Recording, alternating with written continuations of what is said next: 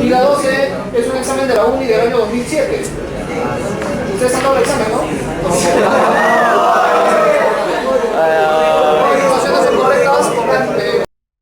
Claro, ¿de qué trata la ética o en qué consiste la ética? Bueno, ética viene a ser la disciplina filosófica que tiene que ver con el estudio de la moral, la reflexión acerca de los valores, acerca de las normas morales, ¿cierto? Por ejemplo, ¿no? La idea que tenemos acerca de una vida buena, el ideal de una vida buena, cómo debemos vivir, ¿no? Vivir bien. ¿Qué significa vivir bien? A ver, ¿qué implica vivir bien? ¿Cuál es ese ideal que tenemos de vivir bien? Supuestamente ustedes están estudiando, quieren ingresar a la universidad y todo lo demás, porque en el fondo tienen una idea acerca de qué, ¿no? De lo que es vivir bien, ¿no es cierto? Una vida buena. ¿Qué significa eso? A ver, ¿qué es lo necesario para tener una vida buena o vivir bien? Ya, ¿y cómo consigues la felicidad? Tiene que ver con la felicidad, ¿no? Ya, entonces, justamente acerca de este problema, acerca de la idea de vivir bien, acerca de lo bueno y lo malo, ¿no? Y esto también implica hablar de normas, valores, o sea, hablar de la moral, ¿no? Todo esto va a ser analizado por la ética. Entonces, de manera general, la ética reflexiona acerca de la moral, ¿no? Ahora, ¿cómo podríamos definir entonces la moral? ¿Qué es la moral? Por ejemplo, cuando hablamos de moral, estamos hablando de valores morales, ¿no? ¿Como cuáles? Por ejemplo, la honestidad es un valor moral. ¿Qué más? Por ejemplo, la solidaridad es otro valor moral. Estos valores son modelos de conducta que se establecen en la sociedad para que la gente, digamos, imite estos modelos, ¿no es cierto? Y a partir de ellos se derivan una serie de normas y también de deberes, ¿no? Por ejemplo, te dicen, debes ser honesto, debes decir la verdad, no seas deshonesto, no seas mentiroso, etcétera, etcétera. O también te dicen, no, debes ser solidario, no seas egoísta. ¿De dónde se derivan esas normas y estos deberes? De los valores. Entonces, cuando hablamos de moral, estamos hablando de un conjunto de valores y de normas. Conjunto de valores y normas morales, ¿no? Que se establecen en una sociedad determinada, ¿no es cierto? Claro. Y la pregunta sería, ¿y para qué se establecen normas y valores? ¿Cuál es la finalidad o el objetivo de todo esto? ¿Por qué una comunidad establece un conjunto de normas y valores morales? ¿Para qué? ¿Para qué sirven las normas? ¿Ah? Bueno, claro, esto sirve para poder ordenar la vida en la sociedad, ¿no es cierto? Imagínense una sociedad sin reglas, sin normas y sin valores. Sería un completo caos, ¿no es cierto? Predominaría el más fuerte, ¿no? Claro. Entonces aquí lo que se busca es hacer posible la convivencia entre los seres humanos, ¿no es cierto? Facilitar la convivencia, ¿no? Entonces, lograr la convivencia humana.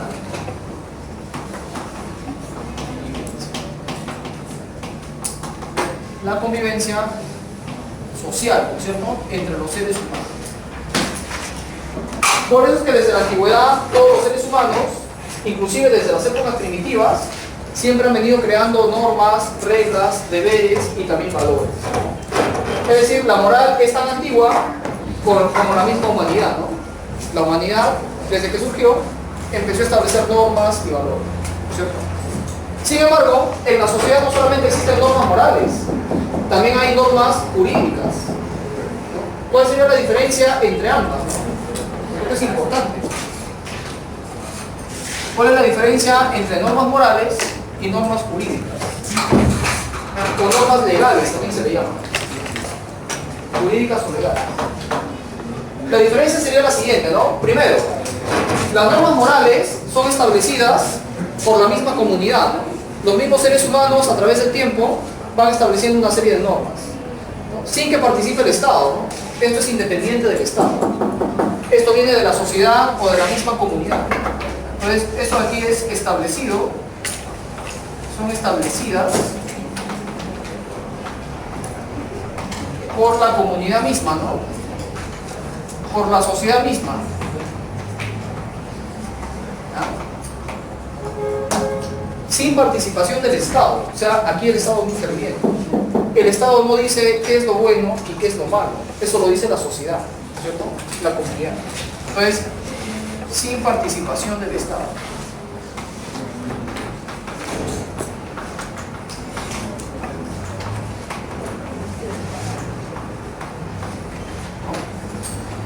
En cambio, las normas jurídicas, como su mismo nombre lo dice, son normas legales. ¿Y de dónde viene lo legal o jurídico? Viene del Estado, ¿no?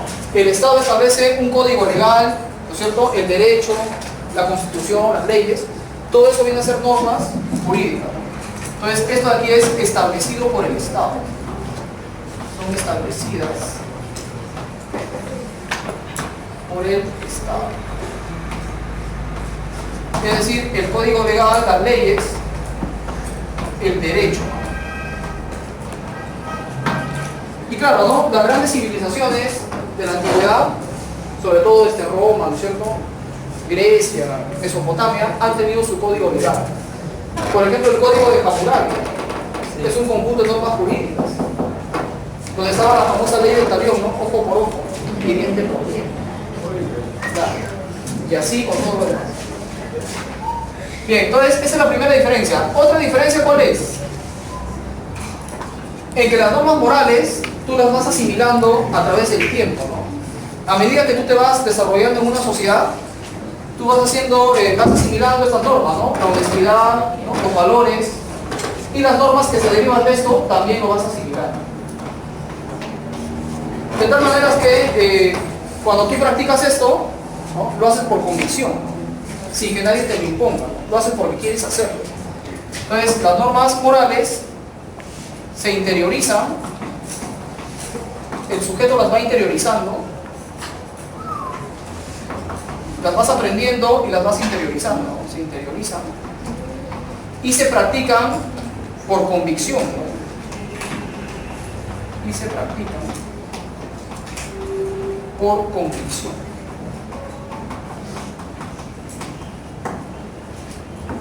Por ejemplo, digamos que estás en el carro y sube una mujer embarazada. Entonces tú decides darle el asiento a esa mujer embarazada. Esa norma moral, ¿alguien te ha obligado para que lo hagas? Si tú mismo decides levantarte y darle el asiento a esa persona, ¿qué es porque alguien te ha obligado? Depende. Por favor. Hay una ley. No, la ley es para el asiento reservado. Lo demás no. Lo demás si quieres te puedes quedar sentado. Pero ¿por qué te levantas y le das el asiento?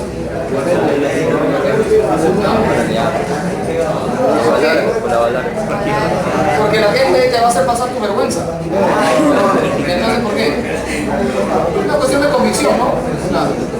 O a veces también lo haces porque hay una presión social, ¿no? La gente que está ahí está mirando y no quieres quedar mal ante la gente. En cambio,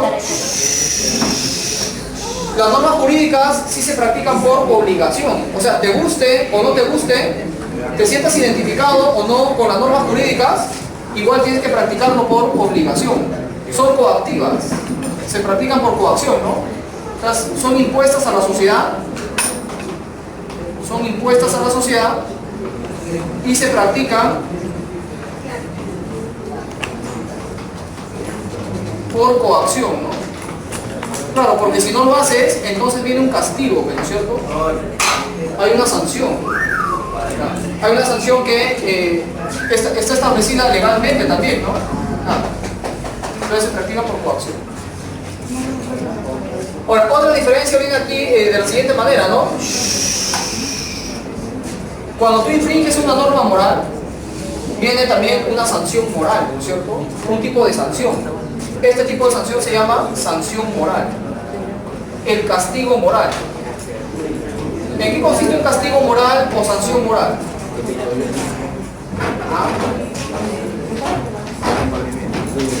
Digamos que fuiste infiel a tu enamorada.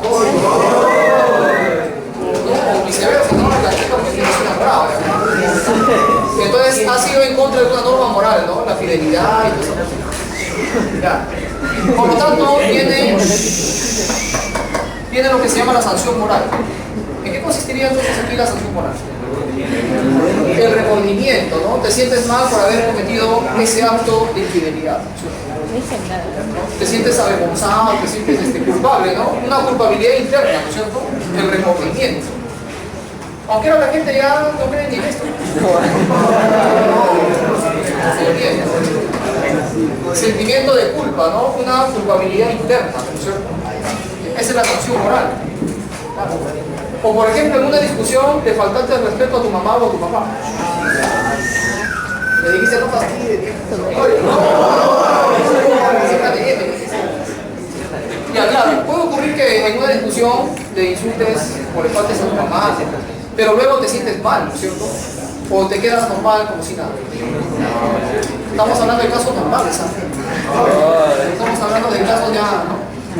Ya obviamente tiene remordimiento, o sea, un sentimiento de culpa. ¿Ya? Esto significa sentimiento de culpa. Sentimiento de culpa.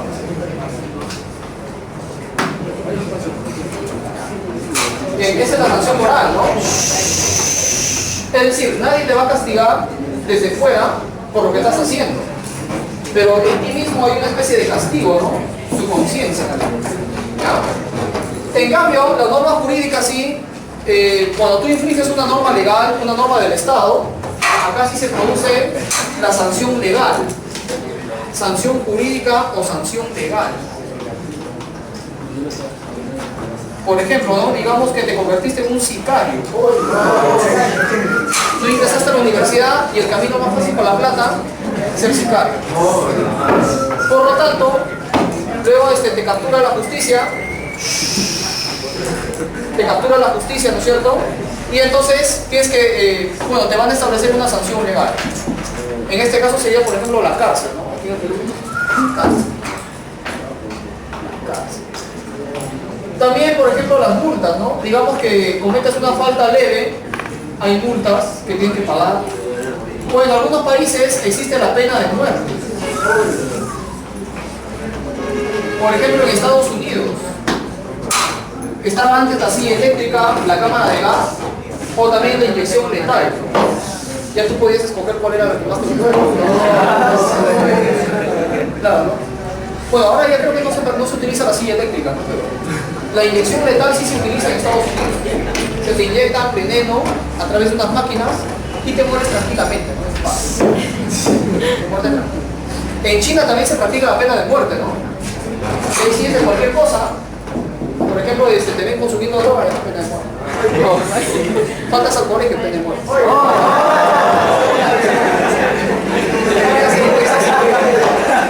Pero, claro, hay cárcel, ¿no? Por ejemplo, en Cuba, ¿cómo sucede en Cuba? Cuando un niño escolar falta al colegio, van inspectores del Estado a su casa, ¿no? A averiguar por qué ha faltado. Porque ahí está todo controlado por el Estado. Entonces, si se comprueba que el niño estaba enfermo, que eso, que el otro, ya no hay problema, ¿no? Pero si no, entonces le dan una advertencia a los padres. Si al siguiente día sigue faltando, entonces a los padres los meten a la cárcel. Y el niño pasa al control del Estado. Claro, entonces ahí sí. En cambio aquí no, ¿no es cierto? Acá puede faltar un mes, 2 meses. Bien, entonces esto cambia según las leyes de cada país, de cada estado. La pena de muerte, cárcel, multas, etc. ¿Ya? Entonces, hay 2 tipos de normas, ¿no? En la sociedad hay normas morales y normas jurídicas. Ambas buscan la convivencia social, ¿no? Ambas buscan el orden, la armonía, ¿no es cierto?, etcétera, etcétera. Pero son diferentes. ¿Ya? Las normas jurídicas sí son obligatorias. O sea, te guste o no te guste, lo tienes que cumplir, si no, corres el riesgo de recibir una sanción legal. En cambio, las normas morales son voluntarias, porque eso ya depende de cómo tú hayas asimilado las normas, ¿cierto? Y eso ya depende de cada persona, ¿no? Entonces, ese es el tema de las normas jurídicas y morales. Ahora, otro aspecto que hay que tener en cuenta en el campo de la ética. En el campo de la ética hay otro tema muy importante que es la persona moral. ¿A quién se le llama persona moral? A ver, más o menos, ¿con qué estaría relacionada la persona moral? Persona moral, ustedes dirán, allá, es aquella que siempre se porta bien. Moral, allá, es bien. En cambio, el inmoral, ¿quién es? El que siempre hace cosas malas, ¿no? Que va de mal. Ya, en este caso hay una diferencia, ¿no? La palabra moral aquí incluye lo bueno y lo malo. ¿Ya? O sea, persona moral es aquella que puede hacer buenas acciones o malas acciones. Es una persona moral. Es la que realiza actos morales. Actos morales, es decir, son actos que pueden ser considerados como buenos o actos que pueden ser considerados como malos en el sentido moral, ¿no? Por ejemplo, ya un caso, ¿no? Digamos que tú te bañas todos los días, eres una persona aseada, ¿ya? ¿Estás haciendo ahí un acto moral? ¿Bañarse todos los días sería un acto moral? No tiene nada que ver con la moralidad. O te lavas los dientes, o digamos, no te lavas los dientes. Te gusta así, estás sin cepillarte los dientes. Ya, ¿eres una mala persona por eso? ¿Has hecho una mala acción? Entonces un acto moral es diferente de esos actos, ¿no? Son acciones muy distintas. Un acto moral tiene que ver siempre con lo bueno y con lo malo, en relación con otras personas también, ¿no? Con otros individuos. Ahora, la persona moral realiza acciones morales de manera consciente, o sea, sabe lo que está haciendo y lo hace por su propia decisión, o sea, lo hace conscientemente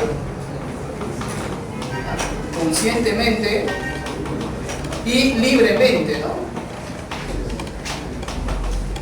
Por eso, para que una persona sea considerada como moral, o sea, persona moral, debe tener dos requisitos. Debe tener conciencia, debe ser consciente de lo que hace, y también debe disponer de ¿qué? De libertad. Debe ser libre al momento de elegir, ¿no? O sea, tiene conciencia y libertad. ¿Cuándo se dice que un sujeto tiene conciencia moral? Por ejemplo, en este caso, nosotros en ese instante somos personas morales. ¿Por qué? Porque tenemos conciencia y también tenemos libertad. ¿En qué sentido tenemos conciencia? Sabemos lo que estamos haciendo. Eres consciente de tus acciones. Tú sabes si la acción que vas a cometer es buena o es mala, ¿no es cierto? Entonces, eso es la capacidad de distinguir entre lo bueno,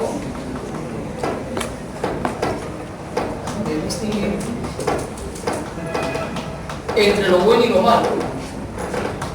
Entonces, una persona a determinada edad ya distingue lo bueno y lo malo. Claro que esto de lo bueno y lo malo es relativo, ¿no? Depende de cada cultura, depende de cada cosa. Pero en la cultura en la que vives, tú sabes qué cosas son buenas y qué cosas son malas. Entonces ya tenemos esta capacidad de discernir, ¿no? Entre lo bueno y lo malo. En cambio, la libertad, ¿a qué se refiere? Es la capacidad de elegir de manera autónoma, ¿no? O sea, por tu propia voluntad. Tú eliges si realizas determinada acción o si no la realizas, ¿cierto? Es la capacidad de elegir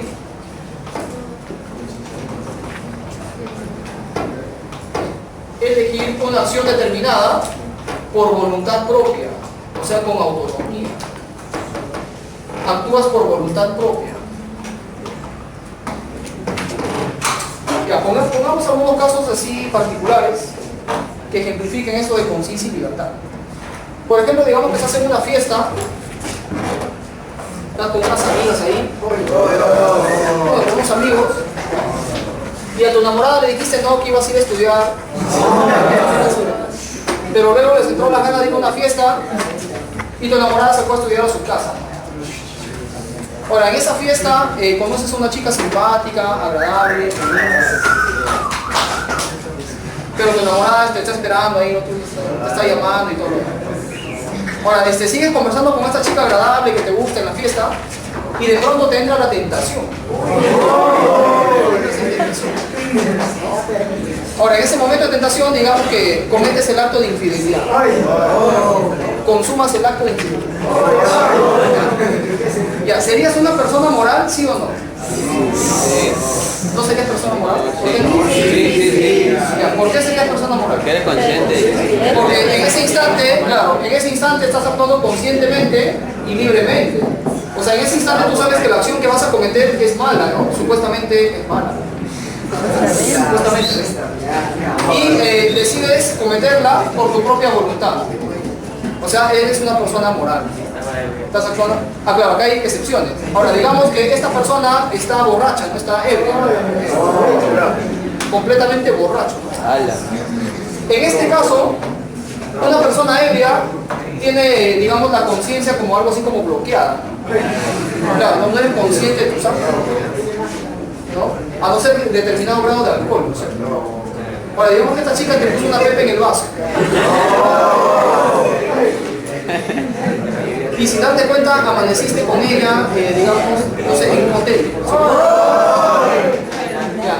¿Serías ahí en este caso una persona moral? ¿Por qué no? Porque estás actuando sin conciencia, o sea, tú no has decidido, tú no has elegido eso, ¿no? Más bien te han drogado, etcétera, etcétera. Entonces, una persona moral es aquella que siempre actúa con conciencia y con libertad. Por ejemplo, el tema de Gringallo, el chiquillo ¿no? Que mató y robó y todo. Ya, ¿sería una persona moral, sí o no? Sí. Claro, porque actúa con conciencia y con libertad. Él sabe que sus acciones son consideradas como negativas o malas y a pesar de eso decide hacerlo por su propia voluntad. Persona moral. Entonces, para que no seas una persona moral, tendría que faltarte uno de los dos, ¿cierto? Por ejemplo, ¿no? Digamos que estás en una fiesta y se te acerca una chica simpática, agradable, bonita, pero tú dices, no, yo no puedo caer en tentación porque tengo mi enamorada. Mi enamorada me está esperando. Ahora la chica sigue insistiendo, tú le gustas a la chica, ¿no? Se te apega más, se acerca más, te coquetea, y en eso dice, no, yo soy firme con mis principios, ¿no? Hasta que en eso la chica se cansa y saca una pistola de su cartera y te amenaza y te dice, no, ¿sabes qué? Si no vienes conmigo esta noche, entonces se te amenaza ya, o sea, es una amenaza de muerte. Ya, ¿qué harías en esa situación? O sea, claro, tu vida está corriendo peligro, ¿no? Cuando tu vida corre peligro, caballero, ¿qué quiero decir? Por lo que está diciendo. A no ser que quieras asumir el riesgo y que te quite la vida. Entonces fíjate, si estás actuando bajo alguna amenaza, en este caso hay una amenaza de por medio, entonces en ese caso tienes libertad de elegir. Por lo tanto no serías una persona moral. Y tu enamorada tampoco podría molestarse contigo. Porque tú no eres responsable de lo que has hecho. Porque tú no has decidido, tú no tenías libertad, estabas bajo una amenaza. También tu enamorada debe comprenderte.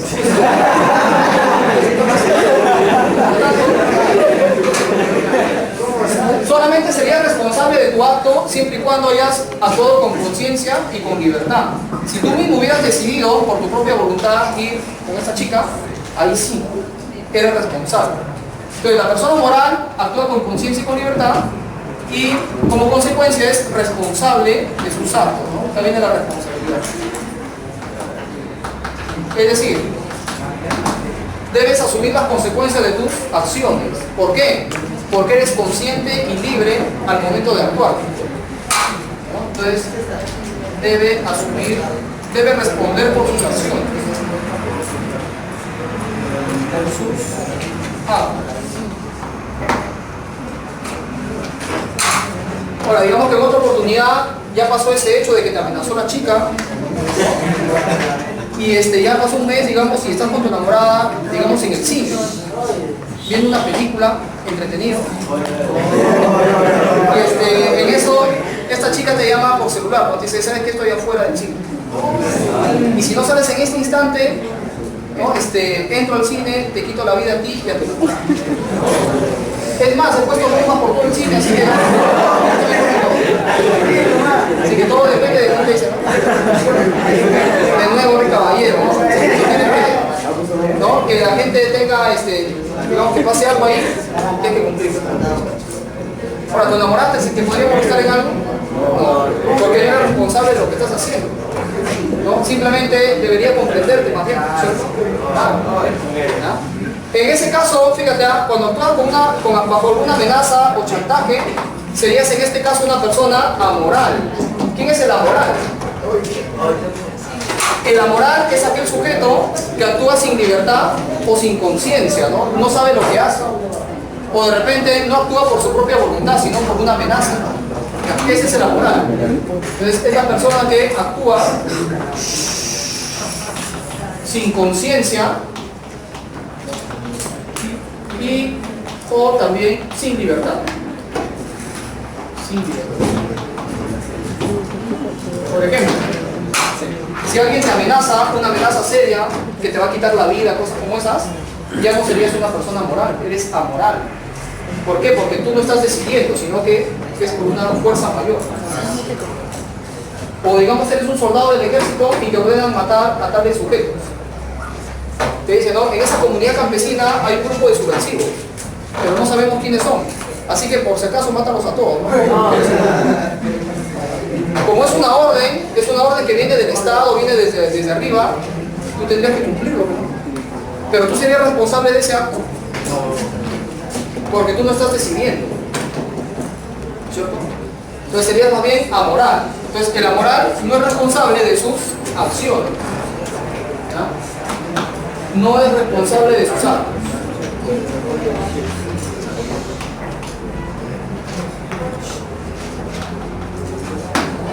Por ejemplo, a ver, casos de personas que son amorales. ¿Quiénes serían amorales? ¿Ustedes? Claro, los niños, ¿no? ¿Por qué los niños serían amorales? Claro, porque todavía no distinguen claramente lo bueno de lo malo, ¿no? Un niño de 4 años o de 5 años todavía no es consciente así de manera plena de lo bueno y lo malo. Entonces acá, ejemplo, niños. Claro, hasta cierta edad también los niños, porque hay niños que ya se la saben. Niños son niños malogrados, ¿no? Claro, hasta cierta edad, no, un niño de 8 años, o de 9 o de 10, ya sabe lo que es. Como uno de 4, de 3 años, de 5 años. ¿Qué más? En los dementes, por ejemplo, ¿no? Un loco, un demente, es amoral. Ya, imagínate que ahorita entra un loco por la academia, completamente desnudo, abre la puerta del salón, se mete acá al salón y se sienta a tu costado. Ya tú dirías, este loco es sinvergüenza, malcriado. Ya, no se le podría calificar así. ¿Por qué? Porque no es una persona moral, o sea, no tiene conciencia, ¿no? Más bien sería amoral, ¿no es cierto? Claro, ha perdido el juicio. ¿Quiénes más son amorales? Por ejemplo, los toxicómanos. ¿Quiénes son los toxicómanos? Los drogos. O los alcohólicos. Claro, porque ellos ya han perdido la capacidad de juicio, ¿no? Están dominados por la droga, el vicio, qué sé yo. Entonces, inclusive roban en su casa, ¿no? Roban las cosas de su casa, las venden. ¿Para qué? Para conseguir más drogas. Entonces, en ese caso también se considera que son amorales. Claro. Bien, entonces estos son detalles importantes a tener en cuenta cuando se habla de ética, ¿no? Hay que tener en cuenta la conciencia, la libertad del sujeto, las acciones, buenas o malas, actos morales, ¿no? La responsabilidad, etc. ¿No? Bien, hasta acá entonces el tema de la ética y la siguiente vamos a ver teorías éticas, ¿no?